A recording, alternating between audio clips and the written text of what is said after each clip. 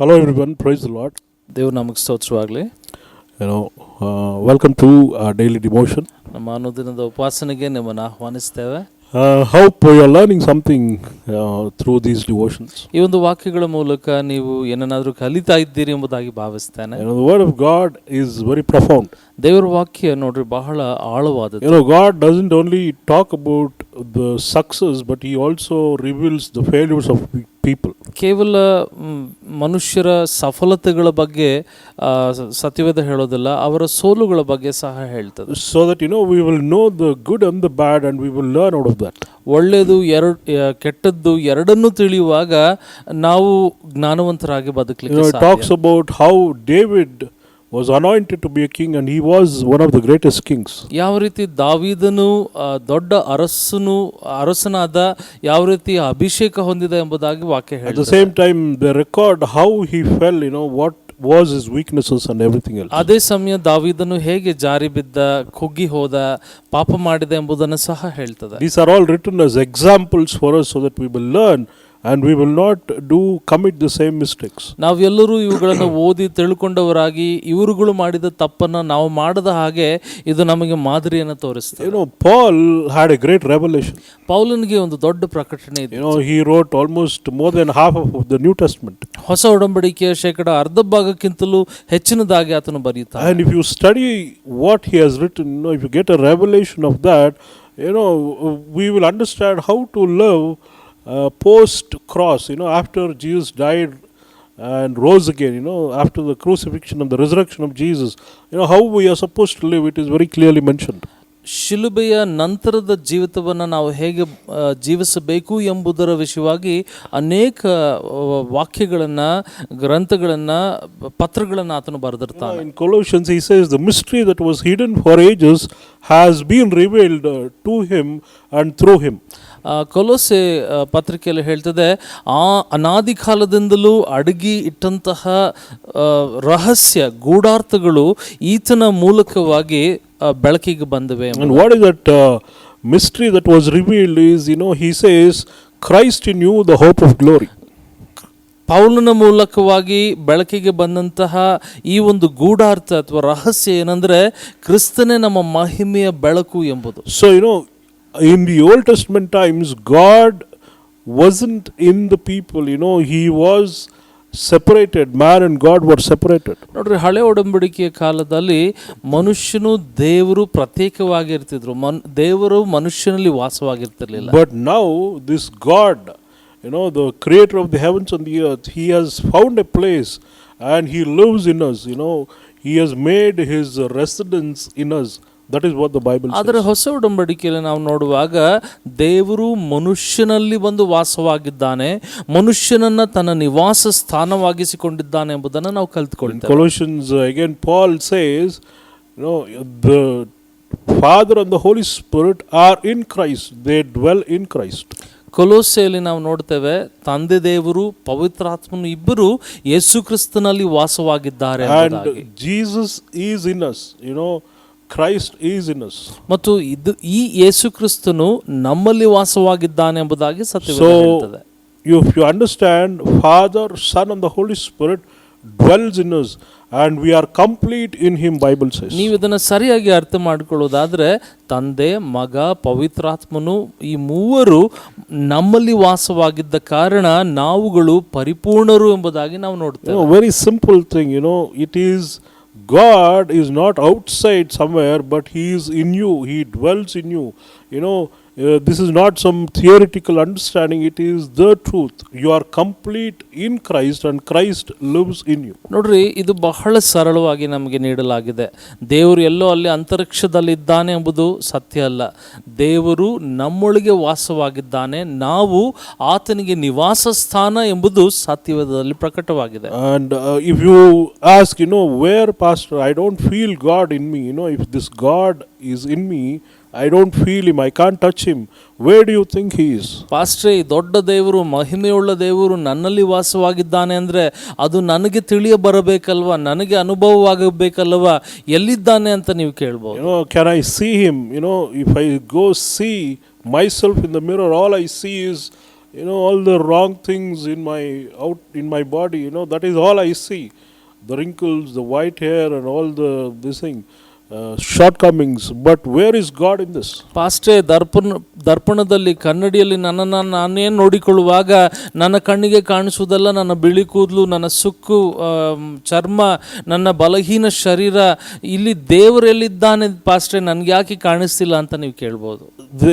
This is where your mind comes into play. ನೋಡ್ರಿ, ಈ ಸ್ಥಳದಲ್ಲೇ, ಈ ಒಂದು ಹಂತದಲ್ಲೇ ನಮ್ಮ ಮನಸ್ಸು ಕಾರ್ಯ ಮಾಡ್ತದೆ. And you have to understand that what is hidden in you, it should be revealed first to your mind, to your understanding. Then only you can actually experience Him in your natural life, in your body. ಪ್ರಿಯರೇ, ನಿಮ್ಮ ಒಳಗೆ ಇರುವಂಥದ್ದು ಮೊದಲು ನಿಮ್ಮ ಮನಸ್ಸು ಅರ್ಥ ಮಾಡಿಕೊಳ್ಬೇಕು. ನಿಮ್ಮ ಮನಸ್ಸು ಯಾವಾಗ ಅರ್ಥ ಮಾಡಿಕೊಳ್ತದೋ ಆಗ ಅದು ನಿಮ್ಮ ಶರೀರದಲ್ಲಿ ಪ್ರಕಟವಾಗ್ತದೆ.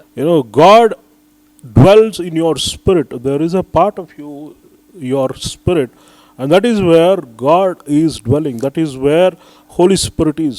ನಿಮ್ಮ ಅಂತರಂಗದಲ್ಲಿರುವಂಥ ಆತ್ಮನ ಭಾಗ, ಆ ಆತ್ಮನ ಭಾಗದಲ್ಲಿ ತಂದೆ, ಮಗ, ಪವಿತ್ರಾತ್ಮನು, ಈ ಮೂರು ವ್ಯಕ್ತಿಗಳು ವಾಸವಾಗಿದ್ದಾರೆ ಪ್ರಿಯರೇ. And that you should believe in your mind.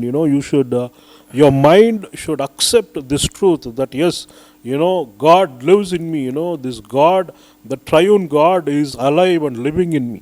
ತ್ರಯೇಕ ದೇವರು ಸಜೀವವಾಗಿ ನನ್ನ ಆತ್ಮದಲ್ಲಿ ವಾಸವಾಗಿದ್ದಾರೆ, ಅವರು ನನ್ನ ಅಂತರಂಗದಲ್ಲಿ ಇದ್ದಾರೆ ಎಂಬುದು ಮೊದಲು ನಿಮ್ಮ ಮನಸ್ಸು, ನಿಮ್ಮ ಮೆದುಳು ಸ್ವೀಕರಿಸಿಕೊಳ್ಳಬೇಕು.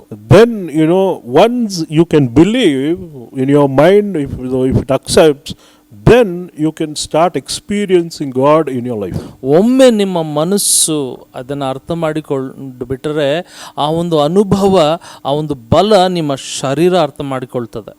Till the time God, you know Him at a different level, but you really don't know Him. You know that God can heal you, but you don't experience the healing. God can bless you, but you have not experienced that blessing. ನೋಡ್ರಿ, ದೇವರು ನನ್ನನ್ನು ಗುಣಪಡಿಸಬಲ್ಲ ಅಂತ ನಿಮಗೆ ಗೊತ್ತು. ದೇವರು ನನಗೆ ಬಲ ನೀಡಬಲ್ಲ ಎಂಬುದು ನಿಮಗೆ ಗೊತ್ತು. ಅದು ನಿಮ್ಮ ಶರೀರದಲ್ಲಿ ಯಾಕೆ ಅನುಭವ ಆಗ್ತಿಲ್ಲ? You have to know it. You have to understand it. You have to get a revelation. Then those things will become a reality in your life. ಈ ಒಂದು ಪರಿಜ್ಞಾನ ಅಥವಾ ಈ ಒಂದು ಅರಿವು ನಿಮ್ಮ ಮನಸ್ಸಿಗೆ ಎಟುಕುವಾಗ, ನಿಮ್ಮ ಮೆದುಳು ಅರ್ಥ ಮಾಡಿಕೊಳ್ಳುವಾಗ ನಿಮ್ಮ ಶರೀರ ಅದು ಹೊಂದಿಕೊಳ್ತದೆ. So we all have this mind in us, which is not connected to God, or which is not able to understand God. ನೋಡ್ರಿ, ನಮ್ಮ ಮನಸ್ಸು, ನಮ್ಮ ಮೆದುಳು ಯಾವತ್ತಿಗೂ ದೇವರನ್ನ ಅರ್ಥ ಮಾಡಿಕೊಳ್ಳೋದಿಲ್ಲ. ಆ ರೀತಿ ಅದು ಸೃಷ್ಟಿಯಾಗಿಲ್ಲ. Because we are living in a physical world, and here everything is based on what you touch and what you feel and what you smell. Your sense organs dominate your life.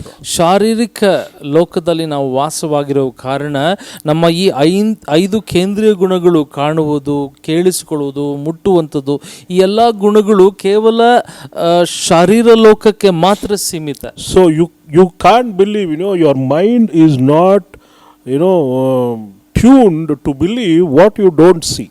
ಹಾಗಾಗಿ ನಿಮ್ಮ ಮನಸ್ಸು ನಿಮ್ಮ ಕಣ್ಣಿಗೆ ಕಾಣದೇ ಇರುವಂಥವುಗಳನ್ನು ನಂಬಿಕೊಳ್ಳುವಂತೆ ಅದು ರಚಿಸಲಾಗಿಲ್ಲ. So this is the struggle. There is a God. He is a spirit, and you can't see God, but you have to tell your mind, even though I don't see, I believe in Him. This struggle between, can I believe what I don't see? That is where we always have a problem. ಮನುಷ್ಯನಲ್ಲಿರುವಂತಹ ಗೊಂದಲ ಇದೇ ಪ್ರಿಯರೇ.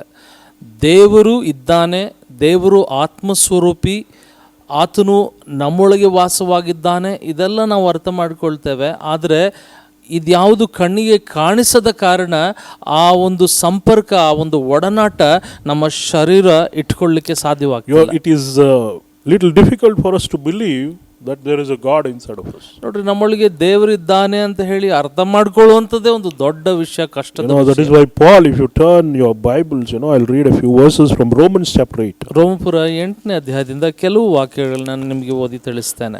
Romans chapter 8, it says, "For to be carnally minded is death, and to be spiritually minded is life and peace." 6ನೇ ವಾಕ್ಯ, ಶರೀರ ಭಾವಗಳ ಮೇಲೆ ಮನಸ್ಸಿಡುವುದು ಮರಣ, ಪವಿತ್ರಾತ್ಮನವುಗಳ ಮೇಲೆ ಮನಸ್ಸಿಡುವುದು ಜೀವವೂ ಮನಃಶಾಂತಿಯೂ ಆಗಿದೆ. Here he's talking about two things, a carnal mind and a spiritual mind. ನೋಡ್ರಿ, ಇಲ್ಲಿ ಶರೀರ ಭಾವ ಮತ್ತು ಆತ್ಮ ಭಾವ ಎರಡು ವಿಷಯಗಳನ್ನು So carnal mind means flesh minded, or world minded, mind which is tuned to the world and the happenings of the world. ಶರೀರ ಭಾವ ಅಂದ್ರೆ ಲೌಕಿಕ ಭಾವ, ಲೋಕ ಸಂಬಂಧವಾದವುಗಳ ಮೇಲೆ ಇರುವಂತಹ ಭಾವನೆ ಇದು. So you are connected more to the world, that is producing death, the Bible says. ಆದ ಕಾರಣ ನೋಡ್ರಿ, ಲೋಕದ ವಿಷಯದಲ್ಲಿ ನಾವು ಹೆಚ್ಚು ಜ್ಞಾನವುಳ್ಳವರಾಗಿರ್ತೇವೆ, ಆದರೆ ಈ ಜ್ಞಾನ ಬೇರೇನು ಕೊಂಡು ಬರುವುದಿಲ್ಲ, ಮರಣವನ್ನು ಕೊಡ್ತದೆ ಅಂತ ಹೇಳಿ ವಾಕ್ಯ ಹೇಳ್ತದೆ. But spiritually minded, that is a mind that is connected to your spirit, and mind which believes what is there inside of you, that brings life and peace. ಆತ್ಮ ಭಾವ ಅಂದರೆ ನಮ್ಮಲ್ಲಿರುವಂಥ ಪವಿತ್ರಾತ್ಮನ ಭಾವ. ಪವಿತ್ರಾತ್ಮನ ಮೇಲೆ ನಾವು ಮನಸ್ಸಿಡುವಾಗ, ದೇವರ ವಿಷಯಗಳಲ್ಲಿ ನಾವು ಜ್ಞಾನವನ್ನು ಹೊಂದಿಕೊಳ್ಳುವಾಗ, ಅದು ನಮಗೆ ಜೀವವು ಮನಃಶಾಂತಿಯನ್ನು ಕೊಡ್ತದೆ ಅಂತ ಹೇಳ್ತದೆ. So today what are we producing? Are we bringing death into our life, or are we bringing life and peace into our lives? ಈ ದಿನಗಳಲ್ಲಿ ನಮ್ಮ ಜೀವನದಲ್ಲಿ ನಾವು ಮರಣವನ್ನು ಕೊಂಡು ಬರ್ತಾ ಇದ್ದೇವಾ ಅಥವಾ ಜೀವವನ್ನ ಮನಃಶಾಂತಿಯನ್ನು ಕೊಂಡು ಬರ್ತಾ ಇದ್ದೇವಾ ಅಂತ ಹೇಳಿ ಯೋಚನೆ ಮಾಡಿದ್ರೆ ಗೊತ್ತಾಗ್ತದೆ. So you have to think of as to what you are thinking. What is the kind of mind that you have?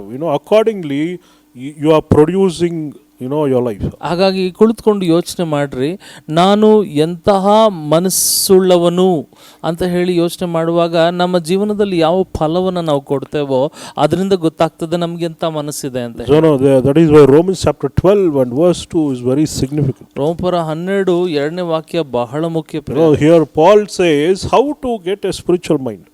ಪೌಲನು ಇಲ್ಲಿ ಒಬ್ಬ ಒಂದು ಆತ್ಮೀಕ ಭಾವ ಅಥವಾ ಮನಸ್ಸನ್ನ ಹೇಗೆ ಪಡ್ಕೊಳ್ಳಿಕ್ಕೆ ಸಾಧ್ಯ ಅಂತ ಹೇಳಿ ತಿಳಿಸ್ತಾನೆ. If you say, Pastor, I have a carnal mind, even though I love God, even though I do everything, I read my Bible, I pray every day, but I'm not able to believe those things as real in my life. So I feel I'm not totally having a spiritual mind.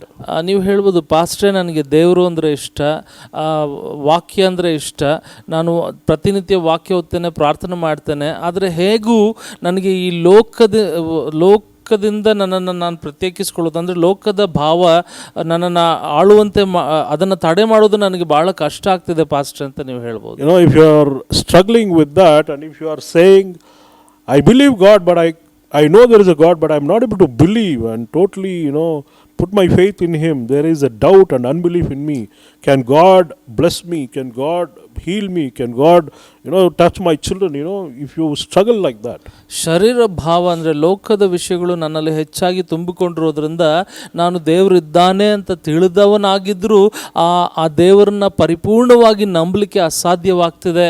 ಹಾಗಾಗಿ ನನಗೆ ಆಶೀರ್ವಾದ ಸಿಗ್ತದ, ಆರೋಗ್ಯ ಸಿಗ್ತದ ಎಂಬ ಪ್ರಶ್ನೆ ನಿಮ್ಗೆ ಇರಬಹುದು. So if you read Romans 12:2, ರೋಮಪುರ 12:2 ಹೇಳ್ತದೆ, Paul says, do not be conformed to this world, but be transformed by the renewing of your mind, that you may prove what is that good and acceptable and perfect will of God. ಇಹಲೋಕದ ನಡವಳಿಕೆಯನ್ನು ಅನುಸರಿಸದೆ ನೂತನ ಮನಸ್ಸನ್ನು ಹೊಂದಿಕೊಂಡು ಪರಲೋಕ ಭಾವದವರಾಗಿರ್ರಿ. ಹೀಗಾದರೆ ದೇವರ ಚಿತ್ತಾನುಸಾರವಾದದ್ದು, ಅಂದರೆ ಉತ್ತಮವಾದದ್ದು, ಮೆಚ್ಚುಗೆಯಾದದ್ದು, ದೋಷವಿಲ್ಲದ್ದು ಯಾವುದೆಂದು ವಿವೇಚಿಸಿ ತಿಳ್ಕೊಳ್ಳುವಿರಿ. Paul says very simple, you have to take your mind which is conformed, which has taken a shape of this world's idea, and you take that and you transform that into what the Bible says. ಆತ್ಮಭಾವವನ್ನು ಹೇಗೆ ಪಡ್ಕೊಳ್ಳೋದು ಅಂತ ಹೇಳಿ ನೀವು ಕೇಳೋದಾದರೆ, ಪೌಲನು ಇಲ್ಲಿ ಸರಳವಾಗಿ ಹೇಳ್ತಾನೆ, ಶರೀರ ಭಾವ, ಲೋಕದ ಮೇಲೆ ನೀವು ಹೇಗೆ ಮನಸ್ಸಿಟ್ಟಿದ್ದೀರಾ ಅಲ್ವಾ, ಆ ಮನಸ್ಸನ್ನು ಹಾಗೇ ತಕ್ಕೊಂಡು ಆತ್ಮ ಭಾವ, ದೇವರ ವಿಷಯಗಳ ಮೇಲೆ ಮನಸ್ಸಿಡಬೇಕು ಅಷ್ಟೇ ಅಂತ. You have to renew your mind, you have to make your mind new. ನಿಮ್ಮ ಮನಸ್ಸನ್ನು ನೂತನ ಪಡಿಸ್ಕೊಳ್ಬೇಕು ಅಂದ್ರೆ ಹೊಸ ರೀತಿಯಲ್ಲಿ ಮಾಡಿಕೊಳ್ಳಬೇಕು. How do you do that? ಹೇಗೆ ಅದನ್ನು ಮಾಡುವುದು? By taking the word of God and comparing that with what is happening in the world. ದೇವರ ವಾಕ್ಯವನ್ನ ತಕ್ಕೊಂಡು ಅದನ್ನ ಲೋಕದಲ್ಲಿ ನಡೆಯುವಂತ ಸಂಗತಿಗಳಿಗೆ ಹೋಲಿಸಿಕೊಂಡು So every time people say that you are a failure, ಪ್ರತಿ ಸಾರ್ತಿ ಜನರು ನಿಮ್ಮನ್ನ ನೋಡಿ ನೀನು ಸೋಲುಗಾರ ಅಂತ ಹೇಳ್ತಾರೆ. when you feel that everything that you do is turning out bad, ನಾನು ಮಾಡ್ತಾ ಇರೋದೆಲ್ಲವೂ ಕೆಟ್ಟು ಹೋಗ್ತಿದೆ, ಜಯಿಸ್ತಾ ಇಲ್ಲ ಅಂತ ನೀವು ಯೋಚನೆ if you feel that you're not able to prosper and you're not able to live a great life, all these negative thoughts and negative emotions, when they come and hit you, ನಾನು ಉದ್ಧಾರ ಆಗಲಿಕ್ಕೆ ಸಾಧ್ಯವಾಗ್ತಾ ಇಲ್ಲ, ಸಫಲತೆ ಹೊಂದ್ಕೊಳ್ಳಿಕ್ಕೆ ಸಾಧ್ಯವಾಗ್ತಾ ಇಲ್ಲ ಎಂಬ ಯೋಚನೆಗಳು, ನಕಾರಾತ್ಮಕವಾದ ಯೋಚನೆಗಳು ನಿಮ್ಮ ಮನಸ್ಸಿಗೆ ಬರುವಾಗ, when the doctor comes and say this is wrong, and he gives you a report and telling that see all these things are wrong in your life, ವೈದ್ಯರು ಬಂದು ನಿನ್ಗೆ ಇಂತಿಂಥ ಕಾಯಿಲೆಗಳಿದೆ, ಇಂತಿಂಥ ಜೀವನ ಶೈಲಿಯ ಮಾರ್ಪಾಟುಗಳನ್ನು ಮಾಡಿಕೊಳ್ಬೇಕು ಅಂತ ನಿಮ್ಗೆ ಹೇಳುವಾಗ, so what do you do? ನೀವೇನ್ ಮಾಡ್ತೀರಿ? So your mind accepts those things, and you say okay, this is how I should live. ನಿಮ್ಮ ಮನಸ್ಸು ಕೂಡಲೇ ಅವುಗಳನ್ನು ಸ್ವೀಕರಿಸಿಕೊಂಡು, ಹೌದಾ ಹಾಗಾದ್ರೆ ನಾನು ಹೀಗೆ ಬದುಕಬೇಕು ಅಂತ ಹೇಳಿ ಯೋಚನೆ ಮಾಡ್ತೀರಿ. But how do you renew that? ಆದ್ರೆ ಅದನ್ನ ನೀವು ಹೇಗೆ ಹೊಸದಾಗಿಸಿಕೊಳ್ಳಲಿಕ್ಕೆ ಸಾಧ್ಯ? Then immediately you have to understand what the Bible says. ಕೂಡಲೇ ಸತ್ಯವೇದ ಏನು ಹೇಳ್ತದೆ ಅಂತ ಹೇಳಿ ನೀವು ಅರ್ಥ ಮಾಡಿಕೊಳ್ಳಬೇಕು. So when the news comes that you are a failure, ನೀನು ಸೋಲುಗಾರನು ಎಂಬ ಸುದ್ದಿ ನಿಮಗೆ ಬರುವಾಗ, immediately you should say no, I am more than a conqueror, I am a winner.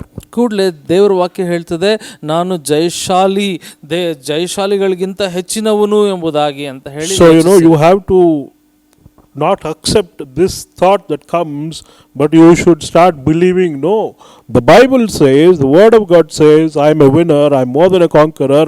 I will not believe what the world is telling, I will believe what the word of God is telling. ಲೋಕವು ನನ್ನನ್ನು ನೋಡಿ ಸೋಲುಗಾರ ಅಂತ ಹೇಳ್ಬೋದು, ಆದರೆ ನಾನು ಅದನ್ನು ತಿರಸ್ಕರಿಸ್ತೇನೆ.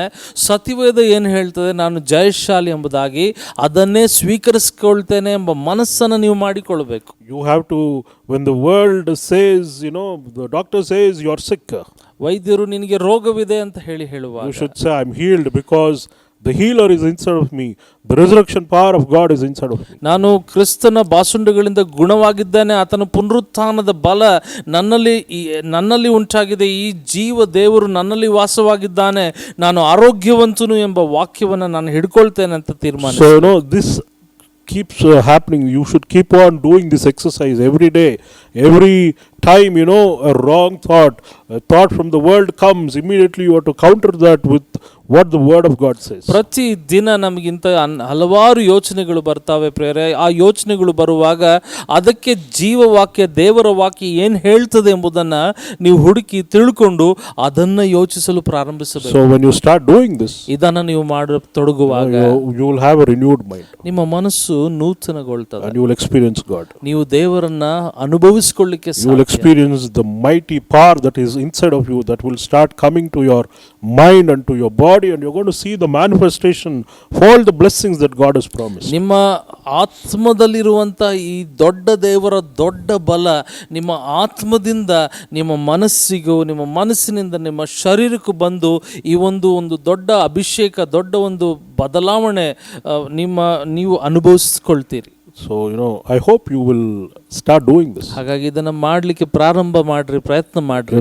Every day start doing, every minute as you live your life, keep renewing your mind. ಪ್ರತಿ ನಿತ್ಯ ನಿಮ್ಮ ಮನಸ್ಸನ್ನು ನೂತನ ಪಡಿಸಿಕೊಳ್ಳ್ರಿ, ಇದನ್ನು ಅಭ್ಯಾಸ ಮಾಡಿಕೊಳ್ಳ್ರಿ. And God is going to do great things. ದೇವರು ನಿಮ್ಮ ಜೀವಿತದಲ್ಲಿ ದೊಡ್ಡ ಕಾರ್ಯ ಮಾಡ್ತಾರೆ. Shall we pray? ಪ್ರಾರ್ಥಿಸಿಕೊಳ್ಳೋಣ. Thank you Lord Jesus. ಸ್ತೋತ್ರ ಯೇಸುವೇ, we give you praise Lord. ನಿನ್ನ ಸ್ತುತಿ ಮಾಡ್ತೇವೆ Lord. I pray for everyone who is watching us Lord.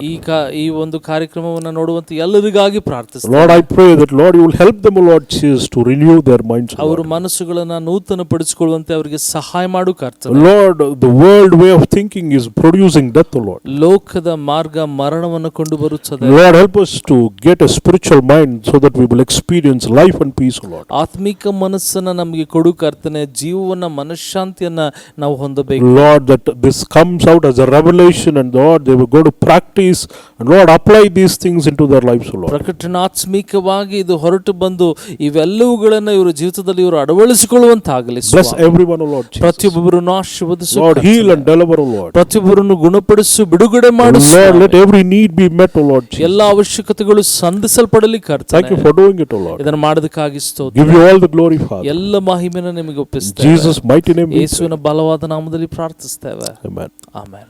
Thank you for listening to us. ಮಾತುಗಳನ್ನು ಕೇಳಿಸಿಕೊಳ್ಳೋದಕ್ಕಾಗಿ God bless you ಧನ್ಯವಾದಗಳು. all and have a wonderful time. Stay blessed. ದೇವರು ನಿಮಗೆ ಹೇರಳವಾಗಿ ಆಶೀರ್ವದಿಸಲಿ.